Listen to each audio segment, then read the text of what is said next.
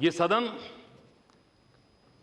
एक से बढ़कर एक स्टॉलवर्ट लोग इस सदन में आकर के बैठे हैं और इस सदन की विशेषता रही। मुझे याद है, मैं जब पार्टी के संगठन का काम करता था तो टीवी डिबेटों में जाना होता था और प्राइम टाइम रहता था। उस समय तो बहुत ही वो मांग रहती थी। एक बार मैं और गुलाम नबी आज़ाद हम लोग टीवी डिबेट में थे। काफ़ी तू मैं चलती थी, स्वाभाविक था वो। लेकिन बाद में जब पूरा हुआ तो हम स्टूडियो में बड़ी मस्ती से चाय वगैरह पी रहे थे।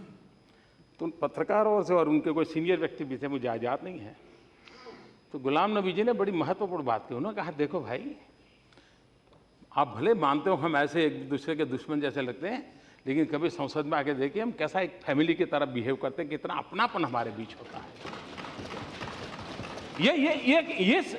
ये कोई मोदी नहीं लाया है, पिछले 50 साल से सबने तपस्या करके लाया है। और इसलिए इन महान चीजों का गुणगान, इन महान चीजों का आदर और इसको और पनपाना, ये हम एक समय था इस सदन के अंदर तीव्र विरोध हो तो भी एक बार राम मनोहर लोहिया जी ने सदन में, बड़ी ऐतिहासिक बात है, आंकड़ों के द्वारा उन्होंने पंडित नेहरू को यह बताया कि आपकी नीतियां देश के काम में नहीं आने वाली, गलत है। राम मनोहर लोहिया विपक्ष में थे, जम करके बोले, लेकिन गौरव तो इस बात का था कि पंडित नेहरू खड़े होकर के कह रहे हैं कि मैं आपके आंकड़ों को नकार नहीं सकता। ये ऊंचाई थी इस देश में, पंडित नेहरू ने ऊंचाई दिखाई थी। हम सत्यनिष्ठ जो बुद्धि है उसका हम अपने साथियों का गौरव करना होगा।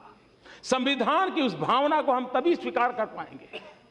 और इसलिए ये जो हमारी बौद्धिक सत्यनिष्ठा है, हमारे सभी सदस्यों को ईश्वर ने कुछ न कुछ दिया है, उसका आदर सत्कार करने का भाव, ये हमारी सहज प्रकृति बनी चाहिए।